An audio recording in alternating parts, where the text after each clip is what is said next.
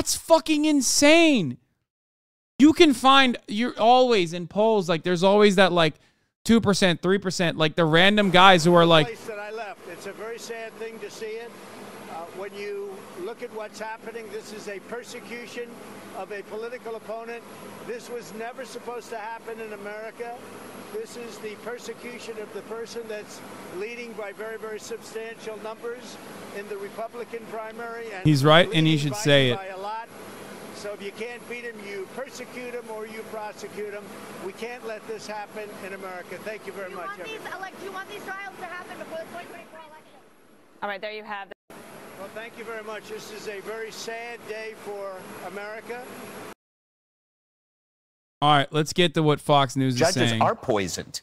I mean, how can, like, if you're a judge or you're a jury and you've been for 5 years, and I said this on the 5, I think 2 years ago, I said, if everybody's saying that this guy's Hitler, there's got to be something wrong with you if you don't rig the election. There's got to be something wrong with you if you aren't biased. If you're on a jury and Hitler's there, of course, you don't care if he's innocent of this particular thing. That dude's Hitler. You got to get rid of him. And I think that, you know, for 5 years, this guy has been Hitler. There's no way. Dude, what is happening with the captions today? I think, to your other point, you can know that you lost an election, but still think it was crooked. But if you act to try to undo the election, is all I'm saying. If I call people and say, let's find some more votes here, because I know we've won, and if you, that's the only point I was making. Let's ask our legal eagle. Okay, again. She's here. There were a lot of cases that were never heard on the merits. I mean, they were tossed on early motions, other technicalities. So a lot of these cases didn't get to the merits. Some of them did. But I think that the president's legal team, meaning President Trump, felt like a lot of these things were unresolved. Their efforts to get things done at the Supreme Court, got to get at least 4 justices to it's go. Their legal eagle, not our legal eagle. So they feel like there were a lot of, angles That's and a lanes normal that were left to them. But I think it's interesting that it seems that Democrats are getting more and more concerned about what they've pushed for, which I think is to make Trump the nominee because they think he's going to be the easiest one to beat. Now, when they see him surging and him joking on social media about, I just need that 4th indictment, it's going to ensure my reelection, they're getting nervous. In Playbook, I think it was today, there was a yeah, it's the liberals that are getting nervous. More so, liberals are just fatigued by all of this. And not only that, but also, like, I don't think people care about it as much. I mean, even Trump supporters don't care about it. Like, look at these arraignments, one after the other. Like, there's not that much momentum at all. For the same exact reasons I mentioned time and time again. We're taking this seriously. Can I ask you one thing, though, about this question? I agree. Trump is a more serious candidate. Jack Smith, wouldn't he have put all that he had into this indictment with the court of public opinion being like this unprecedented? Would he actually hold back all of these other, like, supposedly great nuggets and evidence then present at trial? He would hold it back? It's possible that not everything is in the indictment. That's clear. It could be hundreds of pages long then. But think about former Attorney General Bill Barr in an interview last night said he is convinced that there is a lot more that Jack Smith has that he hasn't put out there. Remember when former Vice President Pence was forced to testify to one of these grand juries? We saw the transcript. There were 18 consecutive pages at one point blacked out. So there are a lot of questions about what else did Pence have to say? What else don't we know that's been held behind closed doors and for the grand jury to this point? And again, what you present to a grand jury and how you do this at trial, very different. There's no one defending the defendant at the grand jury hearing. No suit? I was wearing a suit earlier. It's too hot, my man. You guys want to see some Democrats losing their minds? Sure. We have Harold votes no. Just walk outside.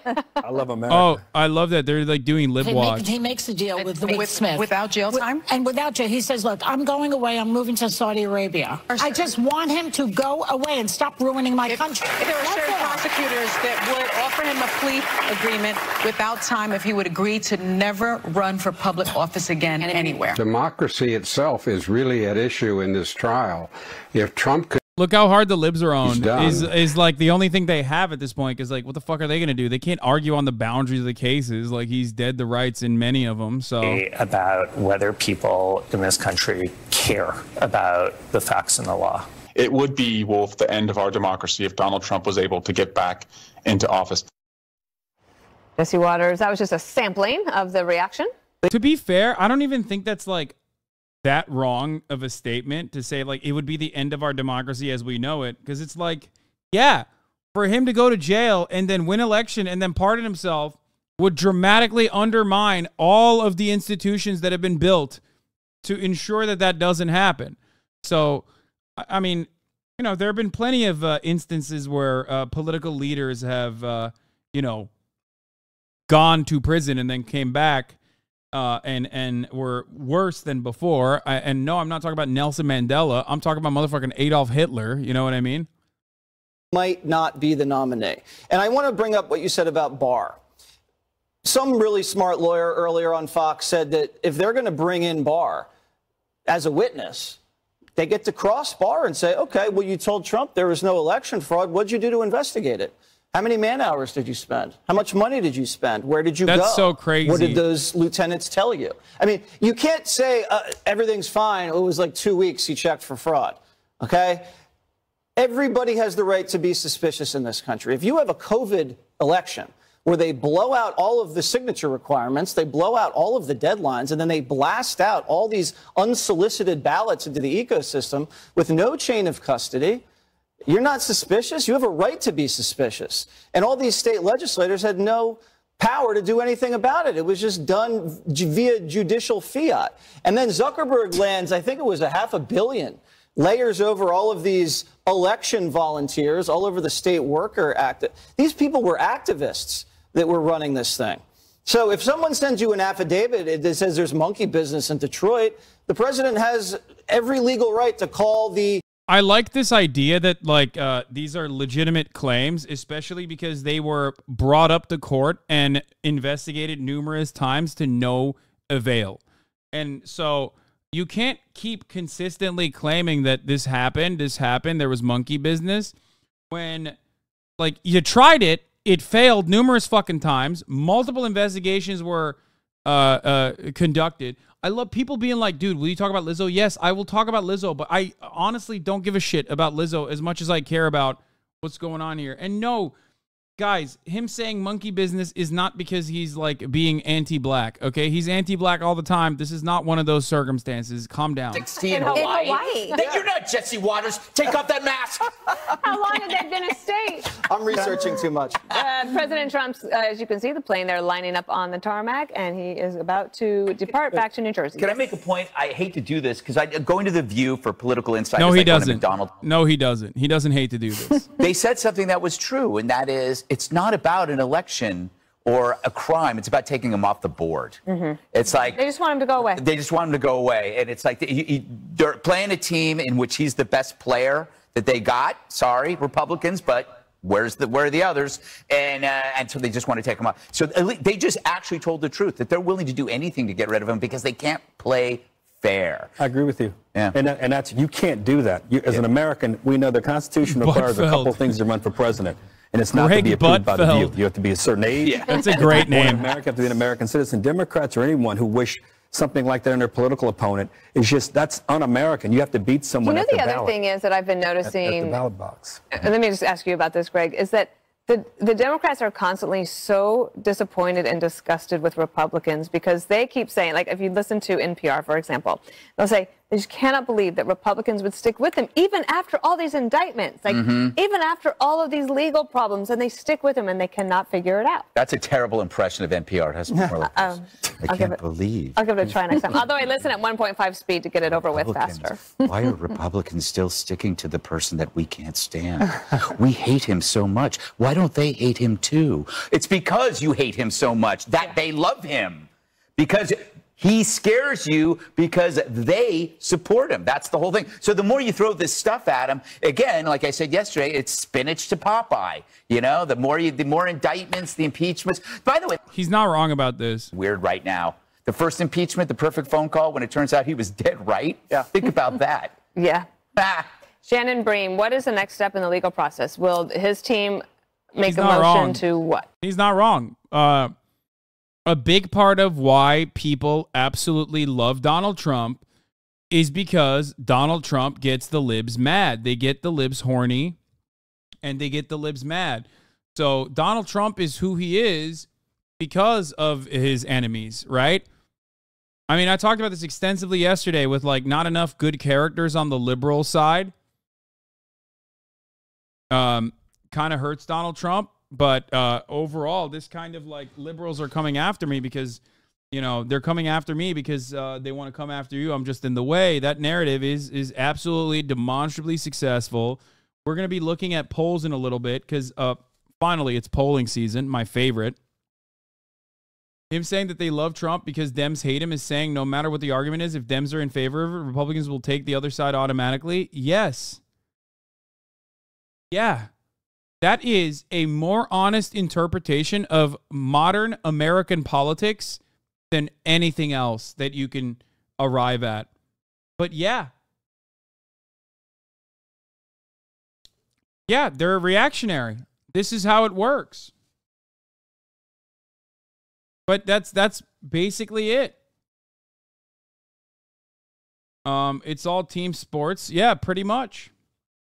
I think that is a very sound analysis on how this works. The day you check my logs, it's actually insane. I promise. What is this? They're torturing people in Tennessee. Hasan, please watch the Danny Burks video on McCamey Manor. Check my logs. Okay, brother, maybe later. Okay, I'm sorry, but in the midst of like a fucking Trump arrest, discussions that occur I'm most likely not going to cover that at this moment. The judge is looking out for, and the prosecutors are looking out for, so that it'd be one thing if you and I were debating and you were a witness against me in a criminal case. We could have that discussion. It's out in the open. But if I tried to pressure you in private afterwards, that would be a potential problem. And I think that's what the judge was really keying in on there. So a number of things to keep an eye on this case. Bottom line is within the next 7 days, we'll know when prosecutors want to move forward. And then by the end of the month, I think we'll have a pretty good idea as to when this case might go to trial. For me, the only manner where torture is happening is for me to care about that is like if Trump Manor and Trump house arrest is actually somehow legally allowed to torture Donald Trump or something right now. It's a YouTuber asking people to get big creators to cover the story. Ignore. No, I mean, I'll look at it. I'll look at it, but not right now. You, friend. Sorry. That's okay. We got Chuck Rosenberg, and I've been, we've got the two Chucks. I hear you, man. I got you. I'm coming to you, Chuck Todd, on this issue of, key takeaways from what we've seen over the course of the last, 90 minutes or so. And I just want to sort of take a step back here because we're in it. We've been in rolling coverage now, right, for something like 2 hours because this is an extraordinary and historic moment in this country. And the reason for that is you have somebody who used to lead this country, accused of disrupting the transfer of power, and who is seeking to lead this country again, not just as a long shot candidate, but as the very clear front runner to take on President Biden.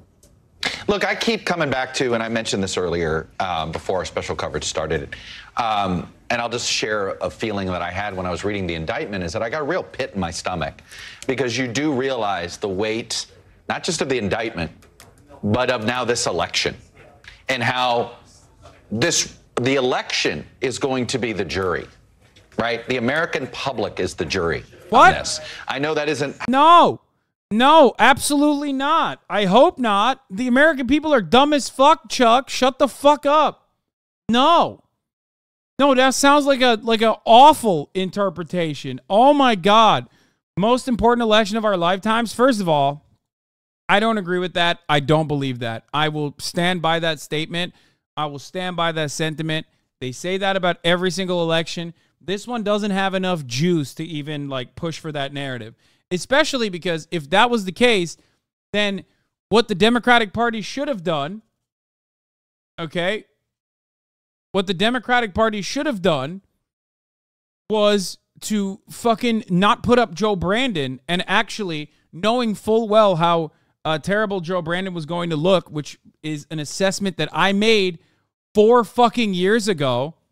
Okay, it's not like they did not have the capacity to see that Joe Brandon was going to be like 85,000 years old by the time he gets to his second election, and by the time he gets to re-election, his incumbent advantage was going to be null because of how old he is.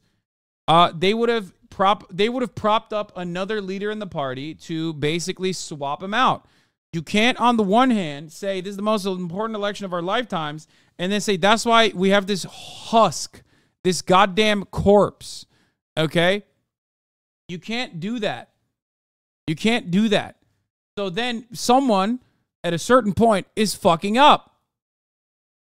if Kamala Harris is your replacement for Joe Brandon, and even if that's the case, even if you think that she is a good substitute for Joe Brandon, if Kamala Harris is the substitute for Joe Brandon, and on top of that, the placements for Kamala Harris are awful because the White House is sending her on failure missions, okay? Then what are we doing? Why are they purposely sending Kamala Harris out to like dive on grenades? And obviously it's her fault as well because she's like deeply uncharismatic. But like, why are we doing that if she is supposed to be the replacement for Joe Brandon? If this is the most important election of our lifetime. Funding their Trump issue. With the legal piece of it over, and I want to pick up on the last thing that you just said, Chuck, at least over for now, meaning this arraignment, this moment, this appearance from the former president in court, as we've been talking about and as we'll talk more about. There is now the turning ahead, the looking ahead to the political piece of it. We mentioned the rallies that former President Trump will do. He will undoubtedly talk about this. And yet, Chuck, you bring up an important point, and I want to hear from Mark Murray on this, too. The Republican Party, his Republican rivals, are many of them continuing to back him up. Some of them, one of them, Nikki Haley, who is trying to register beyond single digits in the polls here, has not cleared that bar yet, is saying, we got to get past this drama. I don't have it in front of me. Oh, shit. Oops. This moment, I'm drowning in papers, but she says something like, we should be focusing on economics. We should be focusing on the border. We shouldn't be trying to put, see whether or not this former president, 77-year-old former president, should be put behind bars or not. She says, I'm sick of the drama here. How much is that indictment fatigue? How much is that strategy? How much do you think that will resonate?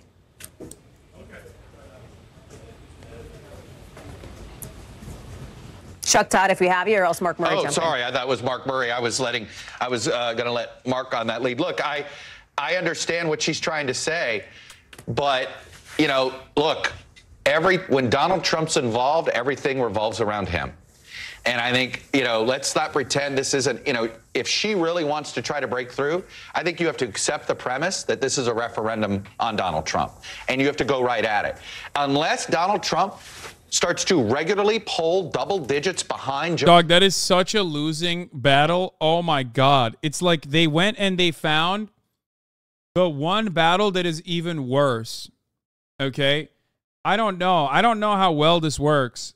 Guys, if you look at polls, that are coming out now about the Trump support in the Republican base, okay? It's solid as a motherfucker. As a matter of fact, it's infinitely more solid than the Democratic support is for Joe Biden. Okay? The idea that, like, we should leave this up to the American public is what Donald Trump should be saying. Why is Chuck Todd saying what Donald Trump should be saying for propaganda purposes?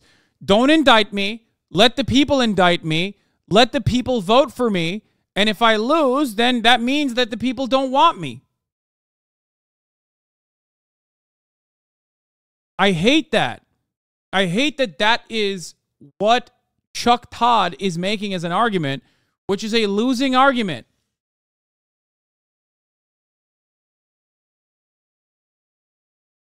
Ay, ay, ay. So bad. With what he kind of wanted to create on healthcare in Massachusetts, looking at entitlement programs. And then even in 2016, this Chuck was kind of... Guys, 70% of Republicans think that global warming is fake and not a problem at all. Okay? Again, another 70% of Republicans think Donald Trump has done nothing wrong at all. You cannot meet that base of support with sanity and reason and logic and say, let's leave it up to those guys.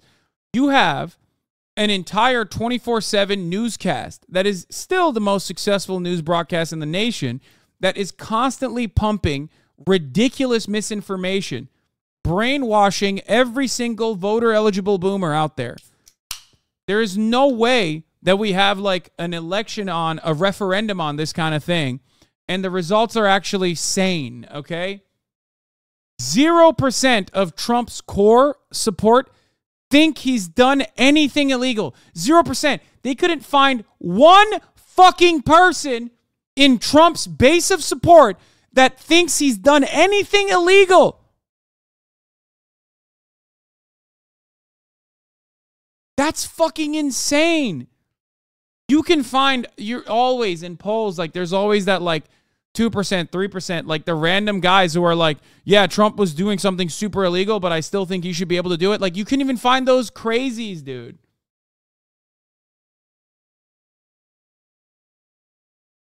You can't.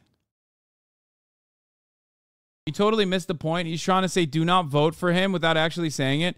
Yeah, that's an idiotic point. I didn't miss that point. I'm just calling it stupid. I'm calling that argument a dumb argument to make. The courtroom, based on the information that we are getting from our team in court. One of the things that we heard from John Lauro, who was representing former President Trump, was the idea that they need more time. He said, we have a massive amount of discovery here to do. He said something like the government has had 3.5 years to conduct this investigation. That's not quite right, but his point is Special Counsel Jack Smith has had his hands on this stuff longer than John Lauro has.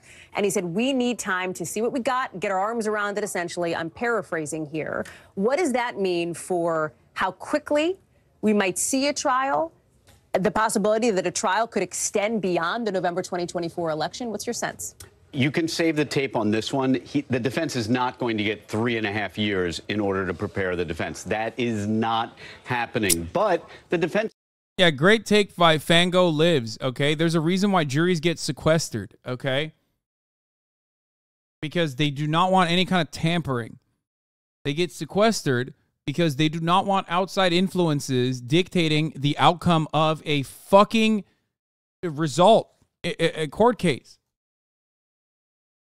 It's nuts. Both defense and prosecution are building the case at the same time.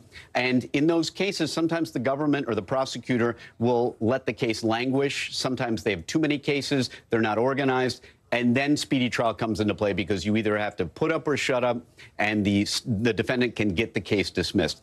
In this case, the government's already been investigating this case for some time. Wait, for the record, you said already happens, but okay. I know, but, the goal is to avoid that. Okay, the goal is to, try to limit that as best as possible. So the very reason why that exists implies that you can't leave it up to a goddamn referendum with Fox News playing on one side. In the middle That's right. of the campaign and the election. So, Chuck, would a federal judge take that into consideration? Well, I would hope not, but inevitably so. I mean, Danny is exactly right. When the government indicts a case like this, it is ready. They may, in fact, have already put the exhibit stickers on the exhibits. And 2 years is an outrageously long time, and 70 days may well be too short because at this point, the defense is catching up. However, I'm biased in the following way, Hallie. I come from the Eastern District of Virginia, which is known widely as the Rocket Docket because cases move with dispatch. They move quickly. Continuances are unusual. I often believe that was helpful to prosecutors because we do normally charge when we are ready to proceed to trial. Not always. Sometimes our hand is forced or a crime is stopped while it is occurring, and we charge it federally, and we are also playing catch up. But more often than not, the prosecution is ahead of the defense. I hope these cases can be resolved before the election. Remember, even if Mr. Trump wins next November, he doesn't take office until January of 2025. So there may be a little bit more time than we're actually talking about. But it can be done quickly as 70 days, unlikely. But I do think it can happen before the election. And I would hope it would happen before the election. Chuck, because we're going to lose you to what I know are a million other obligations that you have, were you surprised to see that there was not a change of venue motion being made by the Trump defense team today? Is it possible that that could still come? Oh, it's likely it will still come. Okay. It wouldn't be made today. Today would not be the appropriate time or place to make it. So I think two things will happen. They will move for a change of venue, arguing that they can't get a fair trial in D.C., and their motion for a change of venue will be denied, and they will have a trial in D.C. I wish there was a second camera on Danny Savalas as you're speaking, Chuck, because he is vigorously nodding and charading along with you in agreement. I was mouthing because you're absolutely right. I mean, the motion will be made. It'll be made more for the record than anything else. The motion will be denied. But look, as a defense attorney, you got to try everything you can. And by the way, this is the kind of case, this is the kind of defendant where trying everything you can and making a record is key, because appeals go up to the Court of Appeals, but the next stop on that road and the final stop is the Supreme Court. So anything that Trump's attorneys can try to get before the Supreme Court, and ideally before trial, not after trial, although in this case, in the D.C. case, there are limited, if any, opportunities to try and get Biden's approval rating is worse than all contemporary presidents at this point in a re-election. It's really fucking bad. After, if he is convicted. Chuck, reporting from the courtroom suggested that multiple other judges in the federal court were in the room where Donald Trump was being arraigned today. Is that typical? Would we normally see that? Or is their presence an indication of just how significant of a moment this is? I'm trying to think about all the cases I tried and all the cases that were tried in my courthouse, and I think I can say, Hallie, that I have never seen anything like that before. That strikes me as unusual. When I heard that, I winced a little bit. I mean, today, Mr. Trump, for 27 minutes, was as ordinary a citizen as he could possibly be. He was a defendant in a criminal case. He stood like everyone else when the judge walked in. He sat when the judge sat. He was placed under oath. He answered questions with a no, Your Honor, or a yes, Your Honor. And when the judge departed, he stood again. I think that defendants in criminal cases should be treated with respect, and they should be treated alike. And anything that makes this more of a spectacle. Biden's in a really bad position because all of like the maybe marginal benefits that have occurred as far as like recovery, economic relief, that is like, again, very marginal and will always take time for people to truly experience it and recognize the changes. What the fuck? All of that is never seen as a product of Biden's leadership because of how old he is. And every single negative aspect is attributed to him being old and mismanaging the Democratic Party and the presidency, the office of the presidency from the jump. So no matter what happens, he's in a lose-lose situation. There's no other way that I can make sense of the polls, okay? Like, obviously, shit is always bad, okay? But when you look at polls, you're supposed to look at polls, for example, during COVID in 2020. And if you look at the polls during COVID in 2020 under Trump's presidency, okay, and people are saying that the situation at hand, or 2019, that the situation at hand was better, the outcome of the economy was seen by the people as better than the situation now, well, that's objectively untrue. So there's a mismatch of the actual reality of the circumstances at hand and the way people are perceiving it. And I think that the wires are being crossed due to optics, due to the fact that Joe Brandon is very old and is seen as like either a corporate puppet, a lifeless husk that is incompetent, and that's why you feel terrible about your current economic situation, or even if there are positives, even if there are things that are turning for the better, like the downswing of inflation, even though it's not completely, you're actually brain dead after that take. W. Trump, how?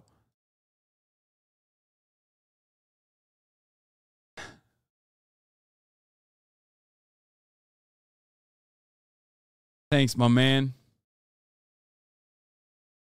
I think they're over-polling Republicans to make up for past biases. Yeah. Other federal case against I'll talk about Biden's Trump. fumbles in a second. Striking image that illustrates, I think, the sort of legal web that the former president faces.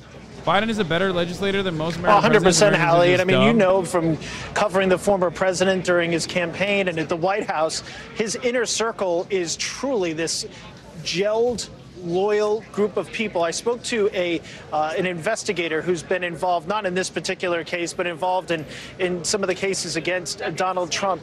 And they said to me, of all the cases and all the investigations and everything they've ever been involved in, federal, state, they have never seen an inner circle so loyal to a person as Trump's inner circle is so loyal to him. Alan Weisselberg, his CFO, facing significant jail time in New York in a state prosecution, kept on board with the Trump team. Even after he was indicted, they held a birthday party for him, and he attended. I think that's just a great example of the closeness of this team and potentially the challenge. And I think this is going to be the next step, and particularly in the Florida case where the federal prosecutors have already filed the Garcia motion to ask some questions of some of the people that have been charged in that case of saying, hey, are you aware that your defense attorneys are also defense attorneys for some of the other people who are either potential witnesses or potential defendants or defendants in this case?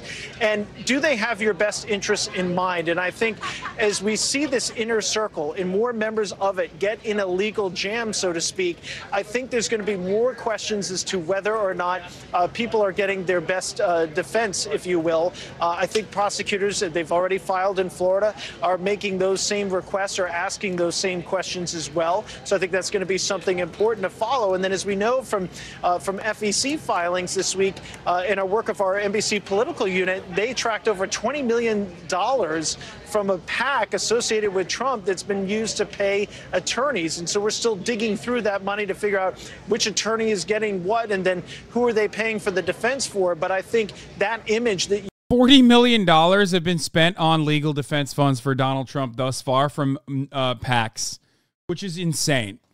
I mean, like, every dollar that you're giving to any kind of, like, directly going to him and his numerous legal troubles at this point. No, it's 40. I'm pretty sure it's 40. It's not fucking, it's not 20. That's what I saw. Maybe I'm wrong. It might even be more than that. But, like, all your donos are going to this man's individual private defense fund at this point. But these guys deserve it. They're so fucking stupid. Republicans are so dumb. It was 20 million last year. Yeah, it's 40 now. Trump should be backed by the rest of the party in the face of these legal challenges. You are posted up, of course, in Bedminster, New Jersey, as the former president is on. Infrastructure, chips, first gun bill in 30 years, 2 reconciliation bills when Obama did none, including Inflation Reduction Act. So, yeah, Biden has been more effective than every president in a generation working with more obstructionist Republicans. Yeah. I love spelling out this kind of shit with the hidden implication that ultimately they were almost every single thing that you mentioned, especially like the most laughable one being the gun bill. Like, bringing up the gun bill alongside the IRA basically gives the game away, okay? One is a neutered version of something that was promised that was supposed to be much more and a necessity, but yet it's still positive. The gun bill, on the other hand, is nothing. So the idea that you brought that up alongside one another implies that you are desperate to make Biden look good, and those measures are not going to make, they're not going to meet the muster. They're not enough for people to go, oh, wow, that's great.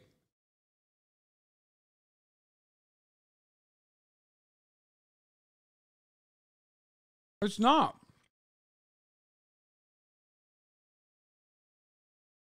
Getting something done in gridlock Congress is only a positive if you don't think of what something is, if you don't think about the outcomes, and if you don't think about what was originally promised, and last but not least, if you don't think about like what the impact of said bills are going to be, and you will always be led astray. That's why you look at polls, because you're an MSNBC watcher, a New York Times reader, looking at the polls going, what the fuck's going on? Like, I don't understand. Why won't people appreciate Biden for all the incredible things that he's done? Okay? Why won't people appreciate Biden? It's like, yeah, well, one, Because even if you are a watcher of politics, a diligent watcher of politics, you should recognize that it's not ever going to be, like, your performance should never be measured by how deceptive your enemies were in Congress and how much you had to concede to them. That is a mark off, okay, from your accomplishments. Republicans do not measure their electoral successes or their legislative agenda successes on how much the Democrats fucking combated it. They don't give a shit. They sidestep Congress when they can. Come on.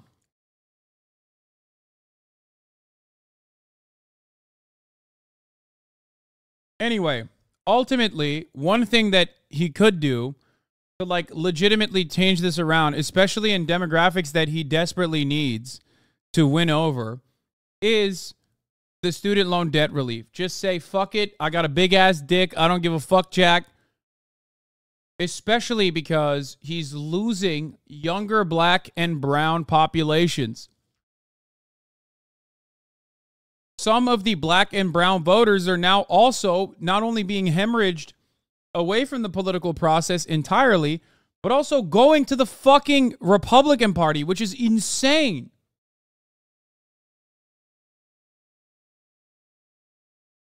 Needs a minute, so oh my God, the officer defended the Capitol.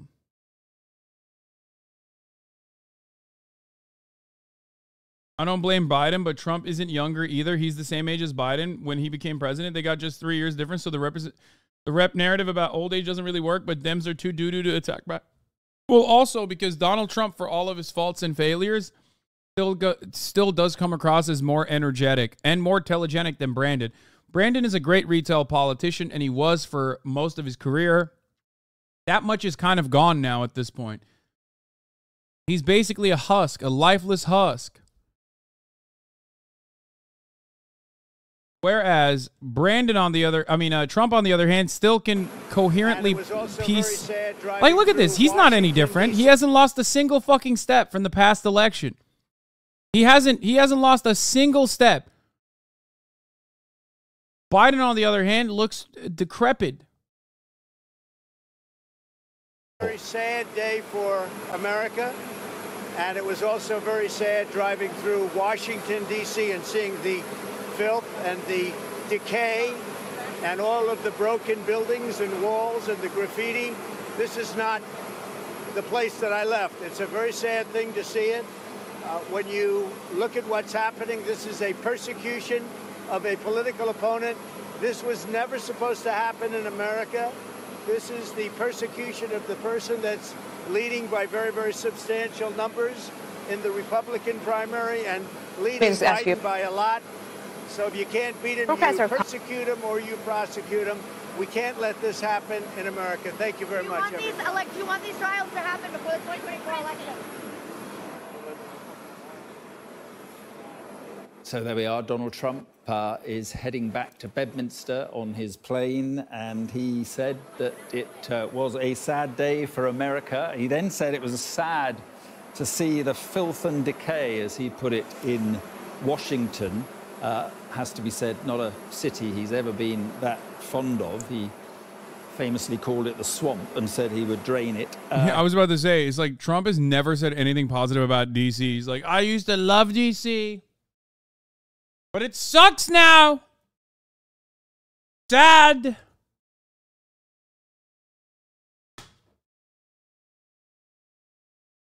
He then went on to say that it is nothing short of political persecution of the person leading the Republican primary. So a very short speech from Donald Trump, very brief, and no questions, and he will now be heading off back to, we think, Bedminster in New Jersey, his golf club there, with his legal team, who will be all on that plane. Yeah, they've never let him astray. And his hearing Good to get some FaceTime with the pleaded boys. Not guilty. James Matthews is still at the courthouse. And James, very brief words from Donald Trump, but typically defiant. Yeah, typically defiant. And, you know, we've heard all that before. The central theme is that this is a political witch hunt, a weaponization of the justice system. That feeds into his fundraising. It feeds into his presidential campaign. What will his defense be? Well, I think we got a sense of that actually before the hearing, Mark. We heard from Alina Habba, Donald Trump's lawyer. And amidst all the talk of individuals who were in the room, Donald Trump's inner circle, telling him, warning him that he had lost the election, that claims of a rigged election were false. She made the point that this was a man receiving advice from many people, not necessarily all of whom were giving him the same advice. So that seems to chime with what we've heard from his legal team, that one strand of his defense will be that he was acting on the... Yeah, he just has bad attorneys, man, which we knew already. Except he did attorney shopping. It makes no fucking sense. He had also competent attorneys time and time again. In every single circumstance, he had attorneys that were like, dude, don't do this. It's like very illegal and also stupid.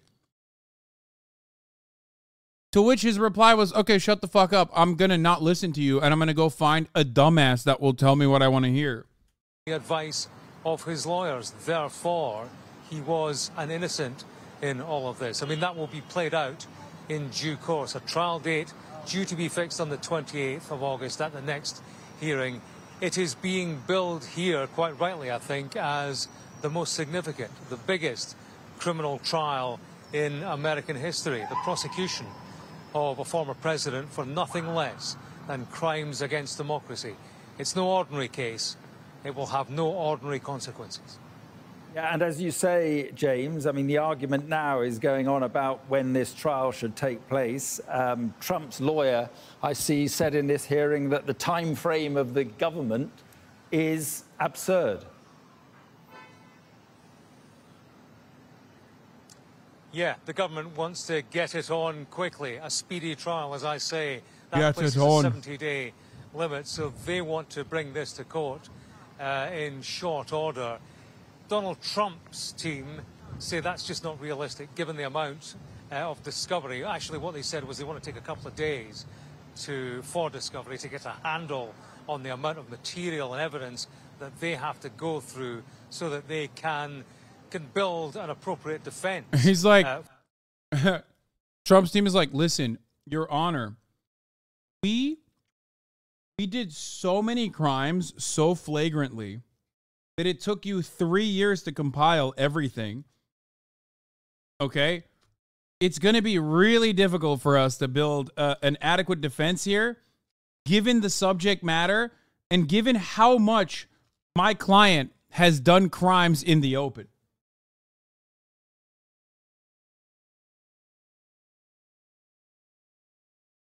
If one more dumbass asks me about Lizzo when I'm in the middle of fucking Donald Trump being arrested, I'm going to lose my mind. Yes, bro, she's weird and creepy and shitty to her fucking dancers. Who cares? Jesus fucking Christ. Nobody fucking cares, man. I don't care. I saw a tweet that was really funny the other day where he was like, yeah, I hate Lizzo for being fat, but now I see like a lot of people are hating on her for some other reason, and, you know, great.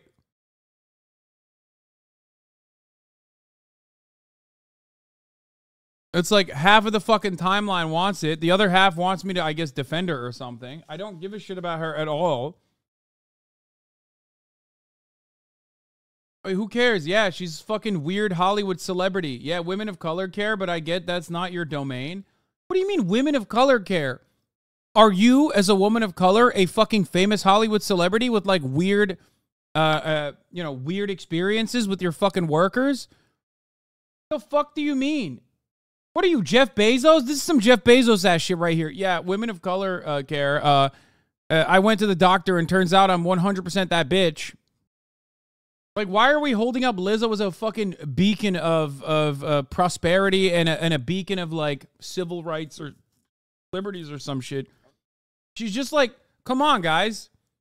She's athletic, but also overweight. What's going on here? Is that why? That's all it takes? Like, what the fuck are you talking about? Yeah, she gets shit on unjustifiably, and a lot of people hate her for ridiculous reasons, mostly because she's fat and also a black woman. But now there's a real reason for people to be shitty to her. So that's what's going on. And all hell has fucking broken loose. It's like, wow, another Hollywood celebrity being weird. That's crazy. Blows my mind.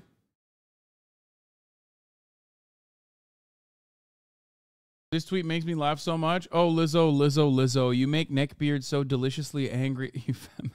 Oh, Jesus Christ. Anyway, it's fascinating how much better chat is when we're covering straight politics in comparison to when people want you to cover either internet drama or celebrity news is fucking absurd. Anyway, let's get back to the, like, actual issues and not the Lizzo shit until later, okay? Please. For Donald Trump. And it's important that this is seen to be fair at this stage for all concerned, certainly for the legal process, because if there is seen to be a misstep by the presiding judge, then there is, of course, the possibility that that could lead to an appeal following any conviction. But the clock is ticking. Politically, the clock is very much ticking, and the deadline is tight. There's a presidential election in November 2024. Donald Trump is facing 3 criminal trials, which will punctuate his presidential campaign. I'm not gonna lie. To me, the third arraignment and this lack of interest over it, and more people in the chat begging for me to cover fucking Lizzo, shows that at the top of the hour, there's going to be a 3-minute ad break regardless. But it also shows me that if you no longer want to see those ads, all you need to do is subscribe for $5 or for free by connecting your Amazon Prime account to your Twitch account. It also shows to me that you can avoid the 3-minute ad break by getting gifted a sub if you're lucky. Okay. And last but not least, it shows me that people just don't care about the Trump shit at all. Ladies and gentlemen. Like, at all. It's wild. By the third one, people have lost interest. Like, more people care about Lizzo and want me to cover it than anything else.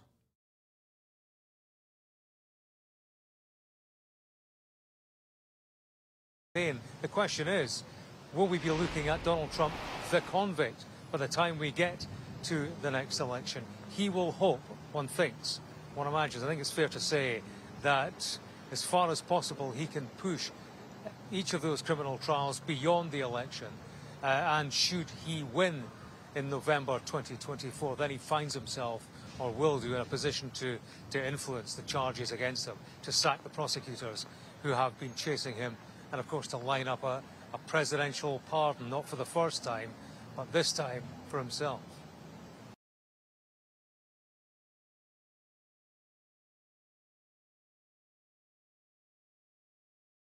Is it because they took too long to charge him?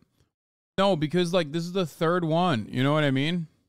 This group of people trying to overturn the election, the people who are boots on the ground in the trenches, they may have more culpability in the eyes of another prosecutor. So I wouldn't rule out the possibility that Donald Trump somehow escapes indictment in Fulton County. But at the same time, now that we've seen a federal indictment based on charges alleged in Georgia, I wouldn't be that surprised if he was a defendant. Danny Savalos, thank Hedging. you. Well, you are an attorney, after all. That's Thank what I you. do. I'm going to ask you to stand by right you are, and to thank everybody who's been with us for the past 30 minutes of coverage. We've got another hour of coverage coming up. It is now 6 o'clock Eastern, the top of the hour. I'm Hallie Jackson with our continuing coverage here on NBC News Now. Let's take a beat. Here's where we are as we speak. Former President Donald Trump is in the air. He's in his plane heading back to New Jersey after a moment that is making history in this country. Because for the first time ever, we have seen now a former president of the U.S. pleading not guilty to accusations he tried to overturn an election. It was a dramatic 27 minutes in court as Donald Trump was read those counts that he faces based on his lies about fraud in the legitimate 2020 election. He responded that he was not guilty, and in the last hour, he's calling himself a victim of political persecution. Watch. This is not the place that I left. It's a very sad thing to see it. When you look at what's happening, this is a persecution of a political opponent. This was never supposed to happen in America. That is something we have heard from former President Trump again and again, but never on a day when he's been arraigned on those charges until at least for now. Want to show the only picture we have so far of him from the courtroom. Here it is. It is a sketch because remember, there were no cameras in court. That was something that is not permitted in federal court. And there is now an open question. When his trial happens, will we be able to see it? Will we be able to hear it? Will there be live audio, for example, an audio live stream? That is something that we will talk about coming up later this hour, a question folks have. Remember, the indictment, I want to show you here. You can kind of see it in this picture. Former President Trump. It's not like Law and Order, where you have the judge in the middle and the two tables, the defense and the prosecution on either side. They were facing each other, quite directly facing each other. You can see on the other side the prosecutors for the U.S. government. In the room, Special Counsel Jack Smith, who is now bringing his second federal indictment against Donald Trump. You see him here. Jack Smith, based on the reporting from inside the courtroom, was looking around. He was assessing former President Trump, as former President Trump was doing as well. There's a lot of evidence here in this case, including in-the-moment notes from former Vice President Mike Pence, including emails from senior Justice Department employees, and including information about unauthorized, fake, or alternative elector ballots that were introduced as part of this alleged plot. It is a wide-ranging indictment from the Justice Department, and we will see how it plays out in court. I want to bring in now our team who's covering all of this for us. Let me get to Garrett Hake, who's live for us in Washington. I mean, you say fuck Mike Pence, but like his testimony, he's like the key witness here. Who is also outside federal court, our investigative correspondent, NBC News legal analyst Danny Savalos, and NBC News political unit director Mark Murray. Garrett, I want to start with you, and I want to pull back the curtain a bit to how this unfolded. Tiny courtroom, not big. Tons of interest, tons of people, only about 11 seats for members of the media inside court. Only, I think, fewer than a half a dozen for members of the public, right? I mean, this was a packed courtroom, lots of security, Secret Service, U.S. Marshals. You happen to have one of those seats. Tell us what we should know and where this goes. Yeah, Hallie, every seat in this courtroom was taken, and I've been in all three courtrooms now, and I realized as I was thinking through this. People saying the Dems are after him. Literally every piece of evidence is from messages and testimony from his inner circle. Yeah. But the Dems are after him for bringing it to light. Duh. Were attacked on that day who wanted to be in the room to see Donald Trump stand in front of a judge. And in fact, there were other judges who've tried other January 6th cases and their families. Yeah, I got rid of closed captions because I hate the deaf. This moment to watch Donald Trump stand in front of a judge and in this case plead not guilty. Now, I was struck by the fact that there's now on his third arraignment, Donald Trump the fact seems that I need more captions comfortable as in this well. environment than he did the first time. Now, look, this is someone who's used to being in control, not used to being made to wait or be told to stand or told when he has to speak or when he has to sit. And that's what happens in this environment where a judge is in control. That said, he was looser. He was chatting with his attorneys throughout. But even sort of more looser than he and more clearly in command of the room was Jack Smith. Not seated at the prosecution's table, but just behind it in a row reserved.